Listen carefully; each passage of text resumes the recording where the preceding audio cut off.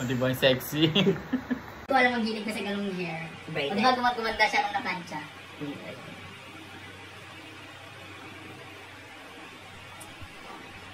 Inspirasyon. Parang kita ko mo siya, kasama mo siya saan yun sa bypass? Kabahang ka. Hindi, dun sa ano.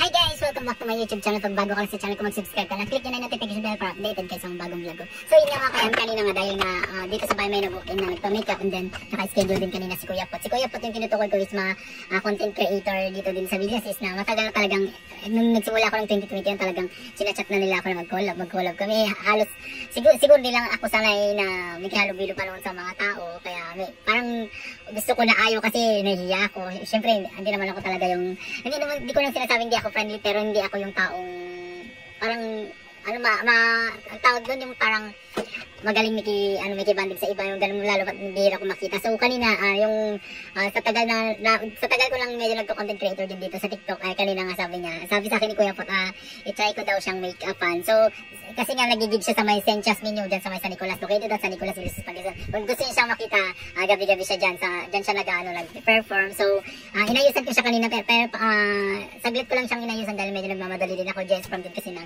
Philips ngayon. So papakita ko yung mga konting kaganapan tong at sino yung Kuya Pot na sinasabi ko dito yung itsura niya pag wala siyang makeup ito. And then papakita ko din sa inyo yung before and after niya dito sa video na to. So keep on watching.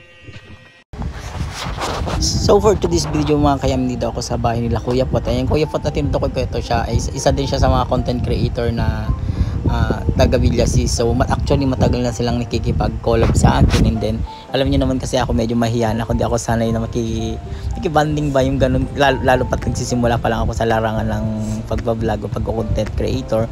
So kahapon nga may inayusan ako dito sa bahay, nag-walk-in na taga Philly. So inayusan ko muna siya bago ako pumunta sa bahay nila Kuya Pot. So kung napapansin niyo naman naglagay na ako ng primer niyan sa kanya. So sabi niya gusto na din daw niya matry yung pag-aayos ko kung kaya ko ba siyang baguhin or kung magaganda siya sa gagawin ko sa kanya dahil first time din niyang magpa-makeup sa akin na yun nga dahil matagal din siyang nagre-request noon kaso mahihayin kasi ako. So habang inaayusan ko siya yan nag-uusap kami, nagkipagkwentuhan. Mas maganda kasi pag sa isang customer or sa mga isang inaayusan makuha mo yung loob niya para maging comfortable ka sa isa't isa para alam mo yung gagawin mo sa kanya. In the first place kasi pag ganitong makeupan kailangan talaga kunin mo yung loob ng customer or yung client. Si Kuya Pot naman matagal ko na rin itong nakakausap minsan kasi nakaka-chat ko siya sa mga social media. May mga tinatanong ako kasi gustong-gusto ko nga yung mga ginagamit niyang wig. So minsan tatanong ko sa inyo binibili. Medyo din kasi ako sa mga braided wig. So ipapakita ko sa inyo ano magiging resulta ng pag-ayos ko sa kanya kung gaganda pa siya o ano magiging itsura sa pag-transfer ko sa kanya.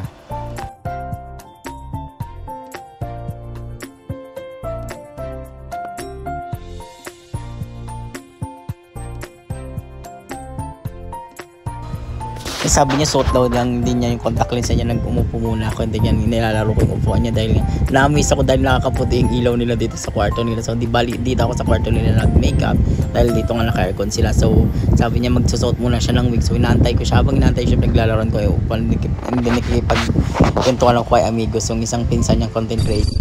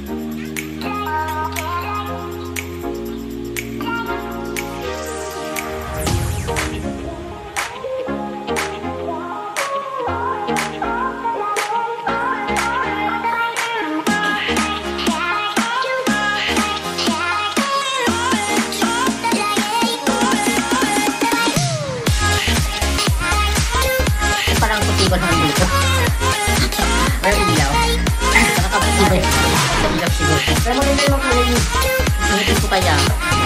Tapos motor pa ako. Pag nagmumotor pa ako, ganito na yung anong tsura ko. Ganito na. Ayaw ko yung nagmumotor ako. Alam mo.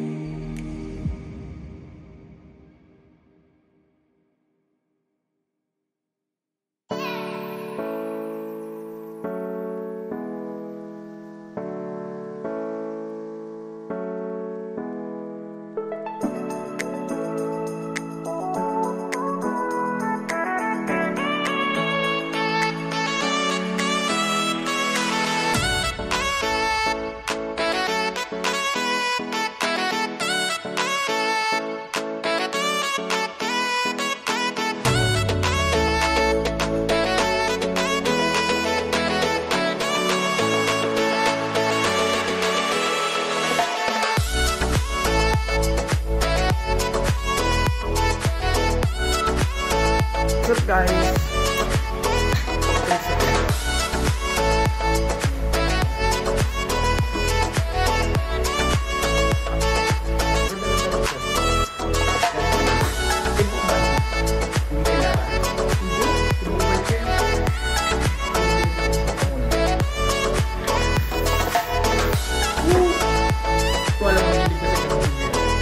Bago magumanda siya ng mga